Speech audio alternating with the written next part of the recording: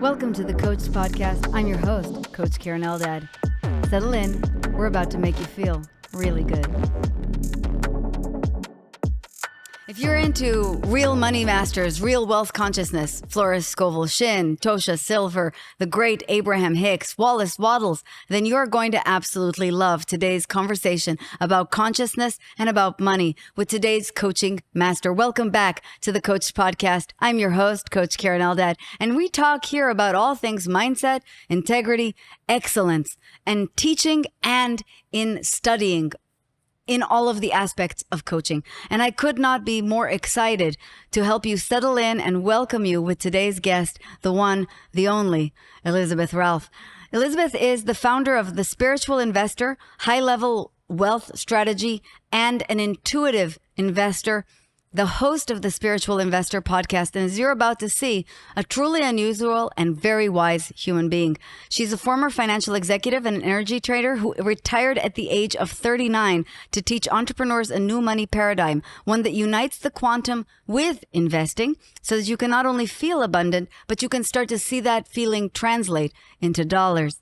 She's helped hundreds of spiritual entrepreneurs like myself grow their wealth by establishing fun, energizing practices that make money management no longer heavy and boring and Sisyphic, but something that you can truly master. And if you master it, will start to help and serve you. Her story is really awesome. I can't wait to share it with you today.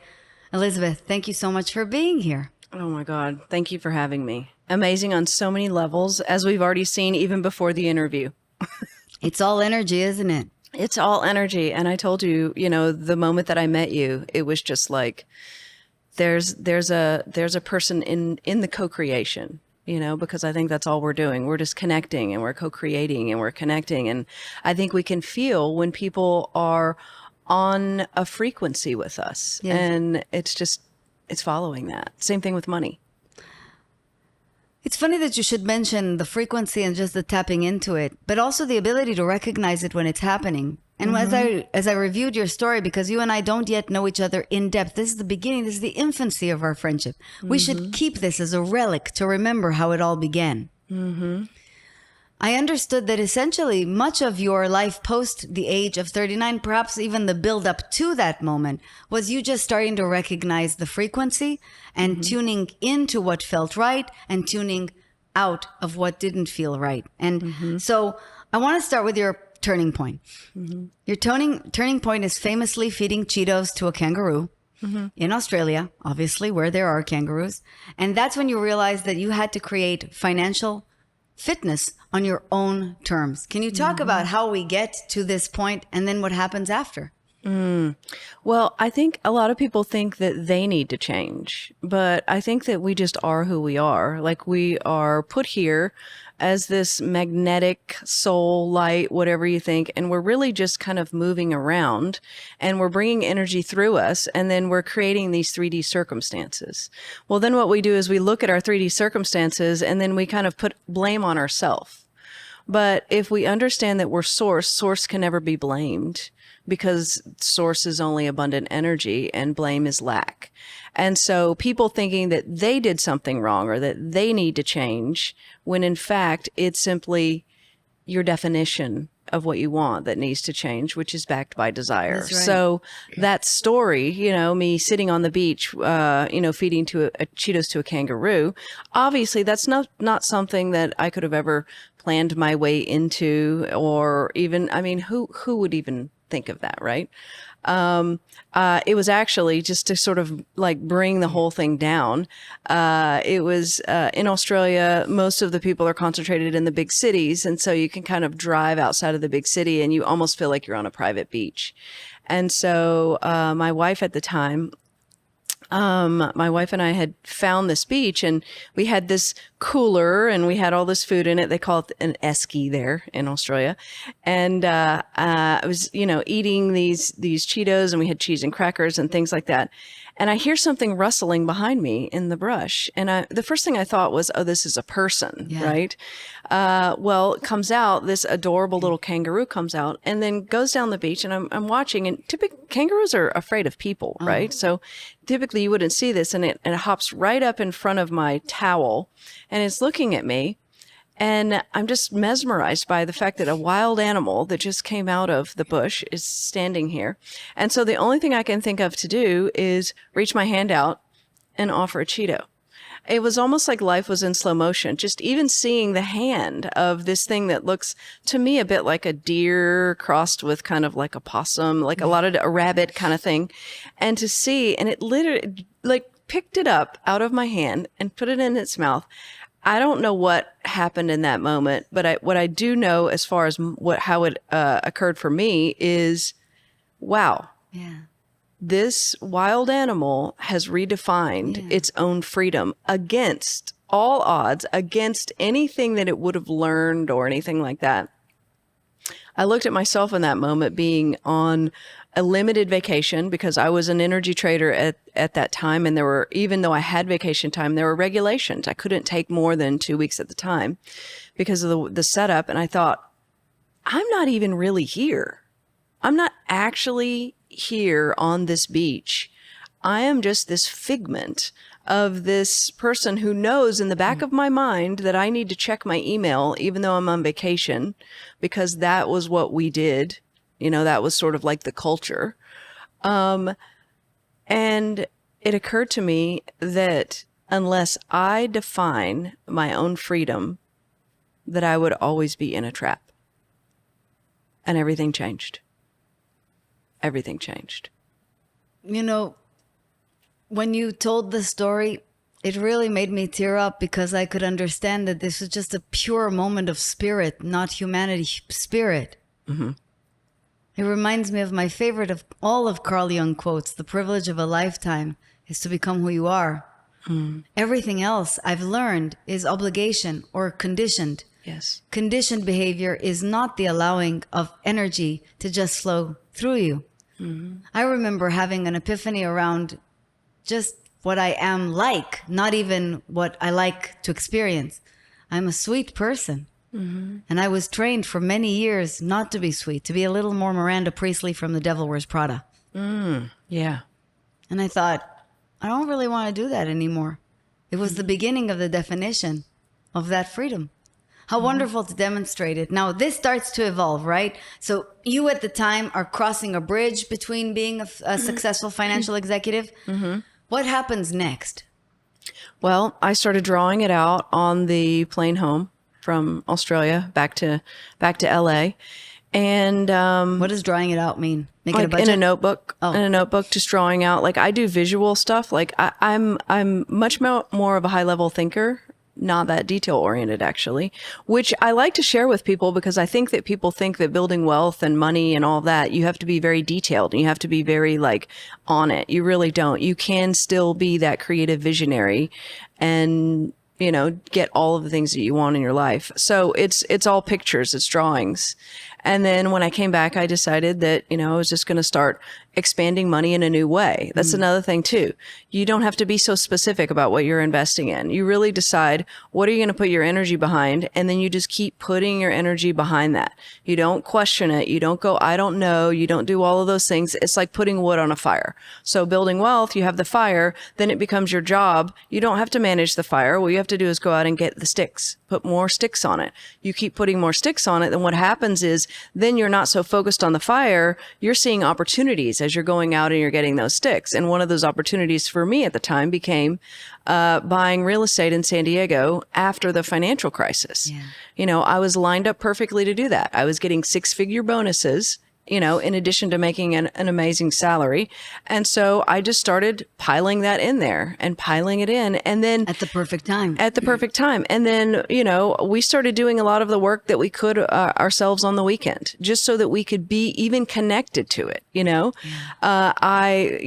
bought our own home and it needed to be remodeled and it didn't get the attention. Yeah. The investments did. And then I started investing in the stock market, which I knew how to do. And then it just kind of kept going and going from there. And then I defined my freedom as when I retired, I had my long-term retirement done. So box checked, and then I was able to cover my cost of living with just my investments. Now that didn't mean I was flying everywhere and on private jets and all of that. there's nothing wrong with that. But like, Yeah. I think we have to define it Yes. ourselves. Yes. I just spoke with Jean Chatsky of Her Money, a massive, massive financial platform and education platform for women. And she was really talking about how simple the steps are So for simple. true wisdom. Now, that doesn't mean that it's easy, but it does mean that they are very basic and very simple. Yes. And I love that you're saying a couple of things. Number one, start moving. You have to invest, period, the end. And number two, stay elegantly within a realistic understanding of where you are and also what your needs are. And no judgment. If you believe that your needs are $1 million on a glam team like Kim Kardashian every year plus private jets, power to you. You better have the goods to back it up. Yeah. But I completely agree. Freedom is truly about your definition of your needs and your freedom. And to have already wrapped that in a bow in your 40s, absolutely incredible. What a role model. Thank you. When do you decide to help the rest of us get on board? Yeah, well, it took a couple of years because I did have to kind of come down from the whole corporate thing. It was a wonderful job. I loved all the people, I was really grateful for the job, but it was, 12 to 15 hours a day of being on a trading floor, no desk. It's just a lot of yelling. And so there was an energy that sort of like permeated. So we ended up buying a horse ranch as a function of buying a horse. We bought a horse, that I part love of the this story though. Yeah. Let's talk about essentially how this basically, one of the themes that I'd really loved in telling people the story of why teachers teach, how they come to teach is many times they're simply just following open door after open door That's after right. open door. That's right. Your door, first a kangaroo, and then a horse. Yeah. And even before that, it actually, part of it is standing in line waiting for burritos. We hired this guy from India. He got hired on the trading team, and I remember him. I thought, God, and he was very different, and he starts setting up his little statues, and like he moved his computer monitor in a different direction, and all of that, and I'm watching this guy. And then they used to bring lunch in because they'd be like, okay, we'll feed you really great food so you don't leave for lunch, right? desk. Yeah, exactly. So of course I'm like doing I'm part of the herd and I'm standing in line as we're all taught to do from childhood, right? And so he's in front of me and he starts laughing and he's talking to someone about something. And I just thought what he was saying, it was just so hilarious. And in that moment I realized, oh my God, we have the same sense of humor. And here he was, raised in India, and then I'm from over here. And so we started talking. Oh my God, from that moment, just fast friends. So he and I, just every day, and then I got to know his family. He'd come over from India and they would cook for me. I would go to their home. He got to know my family. And then I became sort of his, help me integrate into this culture that I do not know. And then he became my my first spiritual teacher. And so he started bringing all the Hindu teachings, all of the books, because he grew up in an ashram. So I had 5 years of intense training from Amit. And that was during that time on the trading floor. So that was really a lifeline for me because it took me out of the spreadsheet, so to speak, and brought me into the spiritual realm. I didn't even see how they were paralleling until we went camping. And then I get out of the car and we're meeting, our friend, and I get out of the car and I see this white horse and it's in a corral and there was something about it. It's like, those moments where you can't walk a different direction. You just cannot. You have to walk in the direction of, sort of you almost being pulled into it. And I walk over and I look in his eyes and I felt like I could see the world in his eyes. Yeah. And I rode the horse that weekend. It was too much of a horse for me at that time for my skill level because I didn't ride as a child. I only started riding as an adult. So it wasn't that type of connection where it was just like, okay, I'm meant to have this horse or whatever. And then I leave and the owner of it ended up being the contractor for a lot of our remodels at the time. So we were close to him, really amazing guy from Belgium. And he was at the house and he was fixing something one day and, he starts crying and he said, I have to sell Durango. Oh, Durango the horse. Durango, the amazing, powerful white horse. And I said, I'll buy him. Okay, I live in the middle of San Diego. There's no place for a horse. Where in my life is a horse going to be? I'm going to the trading floor. I mean, it's like, and my wife at the time was doing most of the stuff with the real estate business and working. There's no space. There's no time. And that's what happens. A lot of times these opportunities, they're not logical. They're not. Because if they were logical, they would have kind of already happened anyways. They're very 3D if they're logical, right? So we have to step beyond our own understanding. And I said, we'll buy him. We bought him. Put him into a boarding facility, started riding him, and then I ended up getting my own horse, and it started it, and it changed the direction of everything, because then it was like, okay, I'm going to retire and we're going to get a horse ranch and I'm going to come down to earth for 2 years, which I did. And I wrote and I grew a garden and I did all of that stuff, and I gave myself that time. Incredible. Which I don't know. I don't think I'd be where I am had I not done that. No, your nervous system wouldn't have adjusted to a new frequency anyway. That's right. It wouldn't have. Yeah. And then I was at a kid's birthday party, like some friends who, that's a 10-year-old, and I'm standing around the fire, and someone said, will you help me with my money? And I'm like, I don't do that. And so, of course, by the end of it, it was a bit of like talked into. Yeah. And then this was an in-person thing, and I went to her home in Del Mar, and I remember sitting outside going, what the hell am I going to say to this person? Like, yeah, okay, I know how to do this, but do I know how to teach this? That's very different, very different. So I decided, not even then, I actually walked up the path, and this was in Del Mar, and I got ready to knock on the door, and it was just like kind of like lightning went through me. It was just like, I remember, I'll never forget the vision of this gray door. And I get ready to knock on the door and I go, if I'm going to do this, I have to do it my way. And she opened the door and I said, we're going to start this with a meditation. And she said, okay.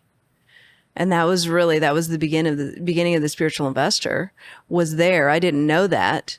And then last part of this, she sent me a letter. I got a letter. It's a really thick envelope with photographs of she had purchased a condo in Big Bear. And she's like, told me the story of how her children were going to grow up having their life, their second vacation home. And it was because of me. And I knew, I said, well, this is what I'm supposed to do. Yeah. It was like, and since then has been sort of a letting go of myself, my own conditioning, because that's all I'm doing out here. I feel like that's all we're doing out here. Like the more I let go of me, which is not an easy thing. That's, it's been a rocky challenge in itself. Then the more I'm out here. And so effectively my work is to manage my own energy to get out of the way. Absolutely. And that's it. Ram Dass said that the mind is a wonderful servant, but a horrible master. I've always thought that that's basically him talking about the ego. The ego is a wonderful servant. If you can employ the energy, if you can command the energy, it's wonderful. But if it's commanding you, you're in a completely different ballgame. Yeah. And there are many different ways to say this, but ultimately, the most important thread that I really love is that when you do surrender to the path, and let your energy match the energy of the soul, not the mind, not the ego. All you have to do is follow the green lights, as Matthew McConaughey would say. And you did. Amit, by the way, in Hebrew means spiritual friend. Really? Yes. I did not know that. Isn't that funny? Oh, that's lovely. And then the horse and his magnificent and soulful eyes. And then the path just beginning to be clearer and clearer, and then your ability to translate that into just the will to go in and to translate this into teaching, which allows you to then form and build teaching. That's it. That's the path. And it needn't be more complicated than that. For anyone out there who is listening and who really wants to become a teacher, just begin to receive the calls and answer the calls and let yourself go through those doors and let yourself answer those calls. Yes. And thank you for bringing that to light too, because I also want people to know, as kind of like what you're saying, is it's not always something huge and significant and all of that, right? Yeah. I actually think it's just living life, and it's actually a state of awareness that shifts you more so than it being, oh, I went to some retreat and all of a sudden I came out and I was different for that. You know, I mean, if you think about even Eckhart Tolle, who went through, you know, he's unique in that he went through it and it was sort of like he was done, right? That's right. But it was really had a lot to do with sitting on a park bench and knowing that all he had in his pocket was change. Yeah. So, yeah. Byron Katie had an epiphany as well. She's what kicked off this incredible series and our success. Do meet your heroes, by the way. What an incredible human being. But that epiphany was actually preceded by years of tremendous suffering. Years of tremendous suffering. And so it's never rarely just an overnight blow up. It's the end of resistance that comes after a lot of resistance. And then if you just start to allow yourself to keep going through the doors, it's going to become unstoppable. It's one of the things that I find so wonderful about the way you teach. It's very unique. I've been a wealth consciousness junkie for 10 years now. And I thank goodness for the work because it has made me very rich. And let me tell you something. Even though I looked very rich 10 years ago, I was not.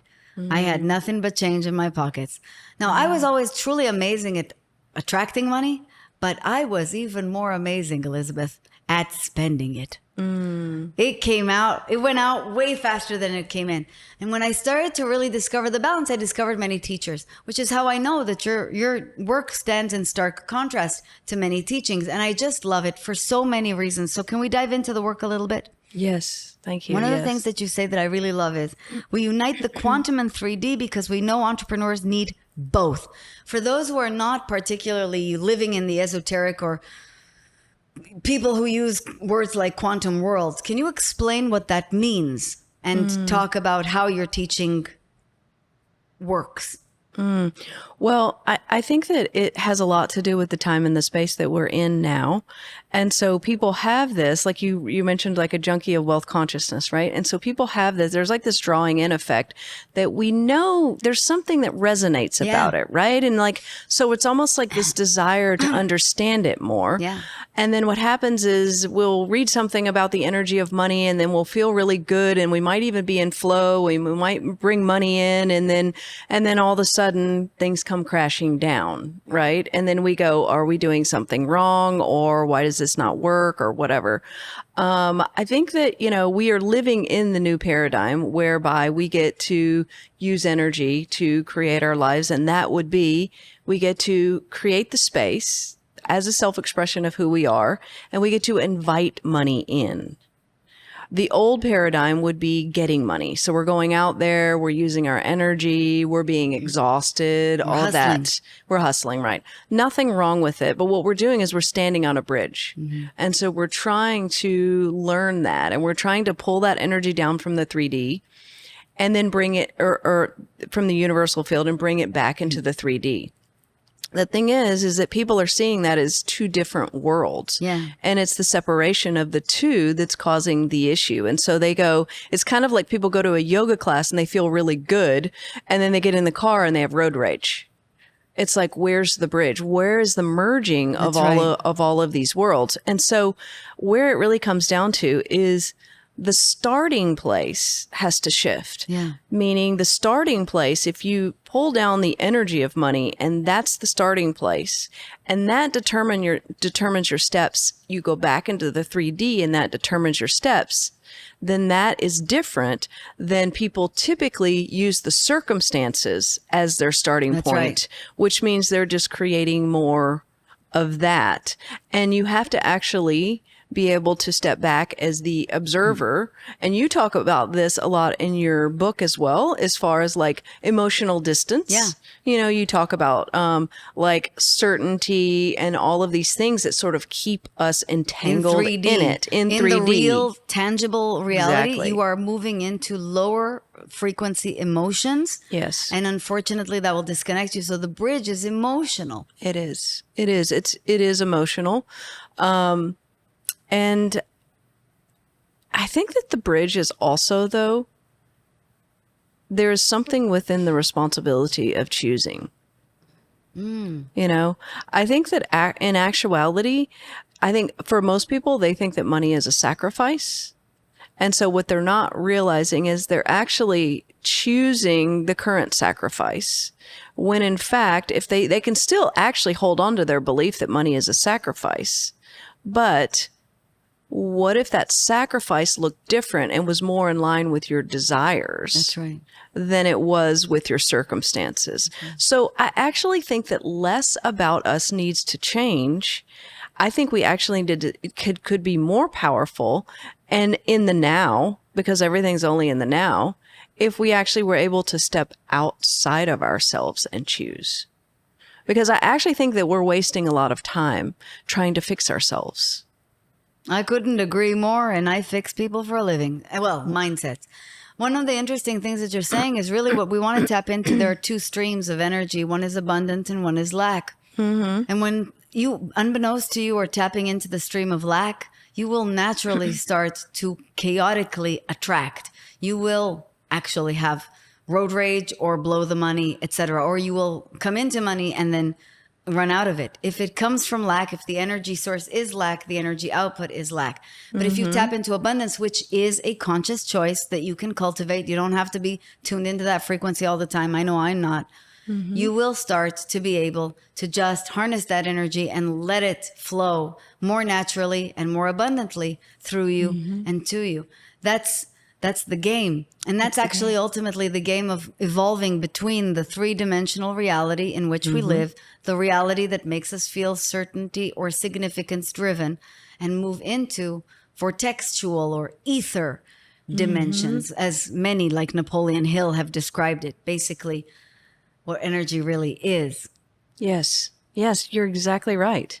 And I think, you know, part of it, if we even bring, you know, an example of that bridge into this conversation, would be we're actually working for a lot of, like, let's take control, for example. Like, a lot of us are trying to control certain things in our world, especially in relationships. Yeah. We need this person to be a certain way. We need them to do a certain thing. And we feel highly justified for that. So what we do is because we're just trading energy. That's all we're doing. Energetic currency is all we have, and we're transmuting it into something. And sometimes it's money. A lot of us are focused on a relationship and we're like, I need this person to do this, then my life will be good. Or I need $1 million and then my life will be good. Right. And so we're doing that, not realizing that we are on that frequency of control. And then what's happening is money is coming back and controlling us. That's exactly right. And it has nothing to do with money. That's the thing. Money is actually an illusion. Money is actually just ones and zeros. And the way that we know that is because if money were to go away completely, let's say that it was abolished from our thinking, our psyche, from our world, we would literally look down at ourselves and go, wait, I'm still here. Yeah. I still look the same. Therefore, money is an illusion.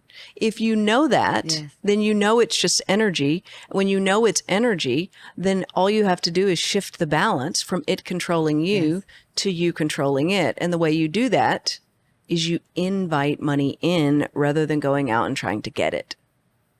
My favorite author in the world, who I hope to marry one day when he realizes he's not really gay, Elizabeth, is Yuval Noah Harari. And Yuval Noah Harari, in his epic tome, Sapiens, described money as an intersubjective reality. It is something that we only agree is real and therefore is real. But if we don't agree it's real, That's right. It's no longer real. Everything's based on that. I remember just thinking, why am I making such a big deal about this? The big deal is paralyzing me. It's freaking me out. I can't move this way. I can never become wealthy this way. Unless I start to have emotional distance unless I can actually start to have a good time, regardless of money, I will never tap into abundance. And that was the beginning of the turnaround, if you will. Wow. So I really love that you're saying that. And Incredible. I always love an opportunity to call out my future husband by name. Maybe one day. Maybe one day. Can you explain then? I know that you now have masterminds in which you're teaching people to cultivate the consciousness and also to make tangible decisions. How does it work? Well, it's all based on, so, throughout this, I guess, I've been doing this for, I don't know how long, 7, 8 years now. I'm 51. So if I started around 43, so it's sort of evolved over time. At first I had these kind of 3 things that I thought people should kind of like focus on. Now it's turned into, it's a 5-part. Yeah. And so, and I think that one of the things that I don't think that people don't realize about money is it's got to be a holistic system.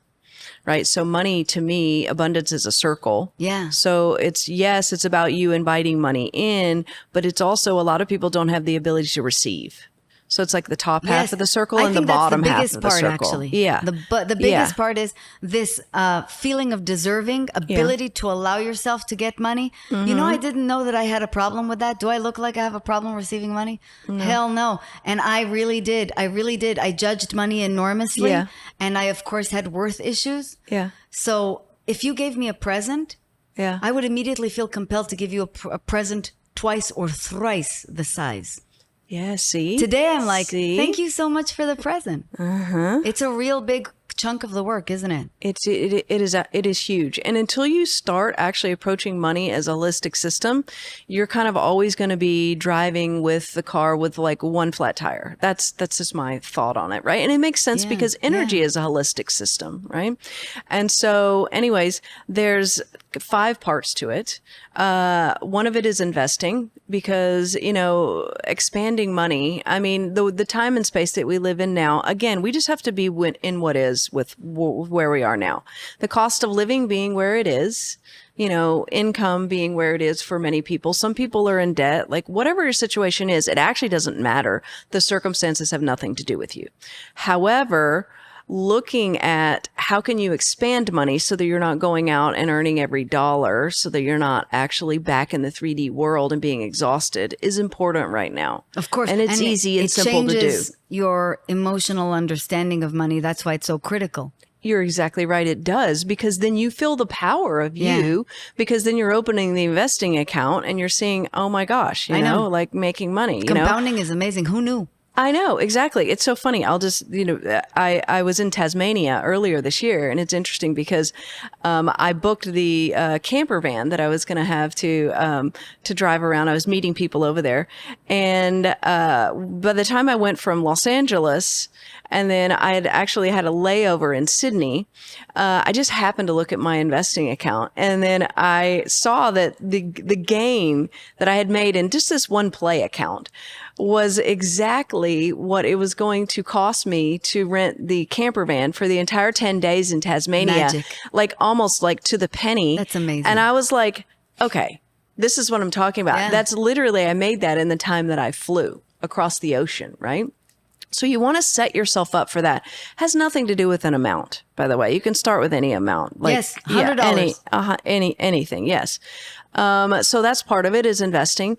The other part of it is money management, but not from a place of lack, not from a place of sacrifice, not from a place of not being who you are. And that's so, so important. Most money management taught out there is based on sacrifice. I completely agree. And by the way, I have to tell you, that's why I had such a hard time finding a wealth manager, because most of them are really conditioned. I would even say trained. Yes, they are. To not lose the money. And I'm like, that's not the problem. We want to make money, right? Not to not lose the money. And that's the concept in Gilded known as we want to play to win and stop playing not to lose. I loved it when you said that. I loved it. And that's absolutely true. Yes. Yeah. And so money management, seeing it in a new way as a function of investing, seeing it as fun and play and creativity, there's something with that. The third aspect of it is income. We're the magnet, right? And we are what I call the money conduit, right? And so we have the ability to, as I said earlier, all I'm doing out here is getting myself out of the way. the more I get myself out of the way, then the more I become more of an open channel for that. Now, one of the things that's important to be able to do in that is that you have to disconnect yourself from the 3D world, in that whatever you're doing, and this is challenging for people, whatever you're doing is not directly connected to the money that you're going to receive, because money is energy. And so just even right now, like, I am fully here in service to whoever's listening to this, and I'm co-creating this with you. There's nothing else that exists for me right now. Nothing. Will abundance come from this? Absolutely. In terms of all abundance, though, it's not just money, it's relationships, it's everything, right?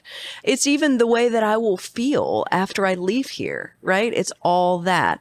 But that's not up to me.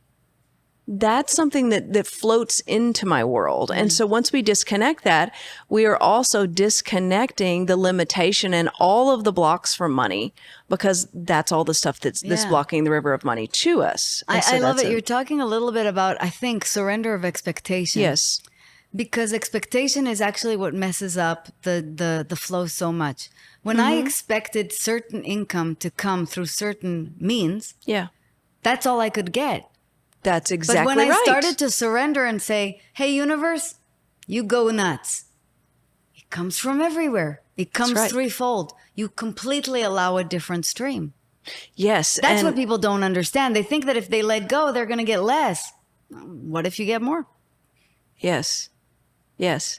And because, when you were saying that, you thought it was going to come through a certain stream. Yeah. So that also is you agreeing to only have it come through that stream. And that's the problem. It's like we take a desire, which is abundance, and we turn it into lack. Exactly. And they're ruining their own desire. I hope some of my favorite clients are listening right now. Yes. Yeah. When you start to really notice that it's everywhere, you completely move into a different dimension. And there are more elements? Yes. There are 5. So money management, investing, income, and then the other 2, which are the esoteric, and they become the bridge to get back to those. So the whole thing it's a concentric ring that becomes more effortless as you go up. There's nothing linear about it, because there's nothing linear in the world of energy. Yeah. The whole thing is a dynamic system, which means you never outgrow it. You just keep applying it as a practice. Boop, boop, boop. Yeah, exactly. Yes. And so the other one is money neutrality, because that's the greatest opening to money. That's the void. And so when you are in a state of money neutrality, which you practice your way into, it becomes like when electrons move on a battery. So they move because they're actually being called. And so that's what happens. Money is energy. Money moves because it's actually being called into you. And your state of being is what calls it in. And I call that money neutrality. And then the last one is I call it breaking the structure, which is the contrast. We must have the contrast. The contrast is what allows us to see the difference in the light and the darkness. Yes. If we don't have that, we actually don't know where to go yet. The contrast is actually the guidance system.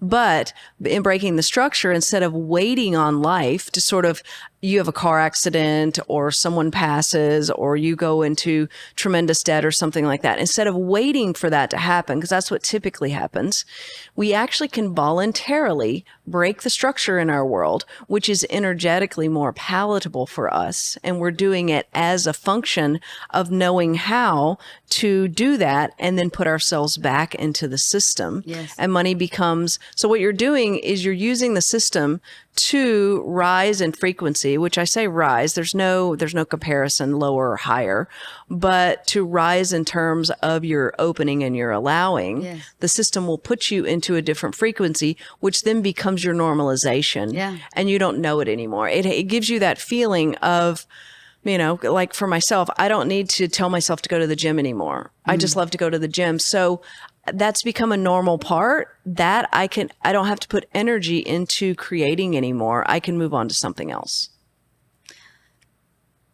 There's tremendous power in understanding that the process of creation is not linear. It is circular. Yes. Right. So many of us are conditioned to think, perhaps because of how school has worked for 200 years, that it's graduation, graduation, graduation. Yes. But the process of creation is actually build, destroy, build, destroy, build, destroy. What goes up always has to come down. And the ability to accept that with a tremendous amount of grace is the ability to just become a creator. And the becoming of a creator is the magnetism of the process. And what I really love about our conversation throughout this time together has been that it's all about the releasing of what you are conditioned to be so that you can be what you truly are. Yes. And what you truly are is not a person who came here for creation.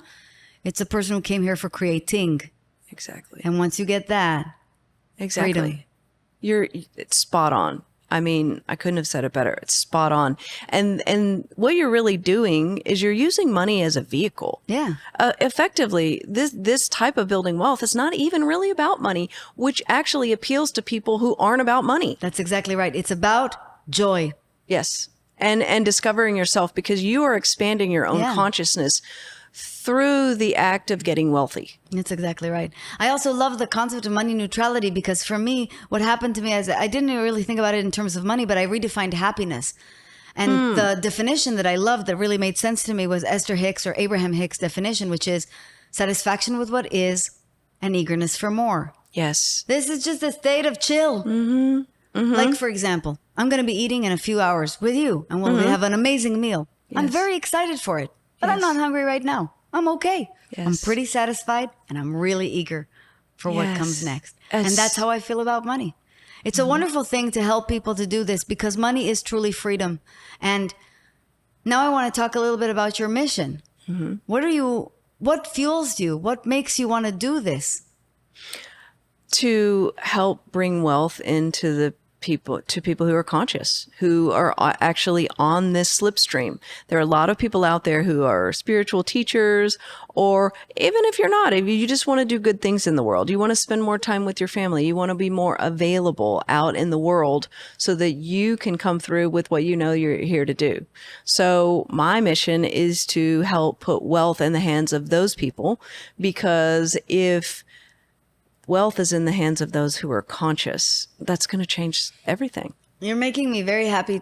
I feel validated throughout this conversation, because I've always said that one of the reasons I focus on the people I focus on is because very successful people leave an enormous wake. And if that wake is filled with toxic garbage, that's bad for all of us. It is. So when you really have the people of consciousness who deserve to rise, and you are able to help them, it's almost as if you're doing a favor for a tremendous trickle-down effect over which you have less control. And that's a really wonderful thing. Yes, thank you for that. And it's interesting, because in itself, it's very meta. It's designing itself, because it is only the people who are in this slipstream, and I'm not judging anyone out of it, but it's only these people who can actually even take in this language. Yeah, it's true. It's its own filtering system. I totally It's like understand. I have to do nothing. It's so funny. I've heard some of my teachers say, and I've said this myself on repetition, if we sound annoying to you, it's just a frequency thing. It is. It really is just a frequency. It's not that we're crazy, and it's not that we're wrong. It's technically we're just not on the same wavelength. And that's okay. That's completely okay. Yes. Yeah. That's a wonderful thing. You live on the Tennessee Horse Ranch that I and Ryan will be visiting. Yes, absolutely. And you now get to combine animals, nature, a really fabulous ranch, and freedom. Yes. So how's that going? It's going great. I did get a divorce 3 years ago, which, people had said, there's a lot on the other side of a divorce. And of course, you can't predict that. So there has definitely been, some childhood stuff that I've gone through since then. Of course, being back in Tennessee, because I spent most of my life, I went to high school and college in California. Yes. So and I lived in California. West, So then what happened is, when I knew I was getting a divorce, so I was living in San Diego, I knew I was getting a divorce. This was another one of those, those moments, right, that we have. Yeah. My wife used the D word, which we'd never use that word. You hate to hear that word, right? And so I left the house, and I'm walking, and there was a hayfield very close to my house, and I look out over the hay, and I just see all of it just moving. And in that moment, because I also had just gotten word that, because I had an inheritance in Tennessee with a property, and I thought I would rent it out. I'd only learned that a few months before, but it just all came together. I was like, wait, I'm going to go home. Because there are really important people in my life that are in their late 70s, early 80s. These people who helped raise me, because my parents, I was raised they got divorced, and I was raised in a violent home, and I was dropped off at everyone's house. Aunts, uncles, cousins. It's great because I ended up being very blended, and I ended up being influenced by many people as a child. But I literally, it just makes me emotional to talk about it. The fact that my life came together in that moment, that I got to go back and be there for them. Yeah. It was the most serendipitous thing that I could not deny it. And so once I decided that, it happened like that. I was like, okay, the horse ranch is going to be sold. Yeah. Everything in California is going to be sold, and I'm moving back. And to hear their voices when I told them on the phone, it was silence. And so it has been, again, this whole new process of me getting myself out of the way.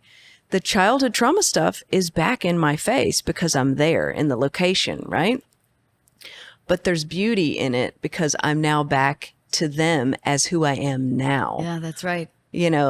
And so I'm having the dichotomy of all of that right now. You get a chance to complete the cycle. Yeah.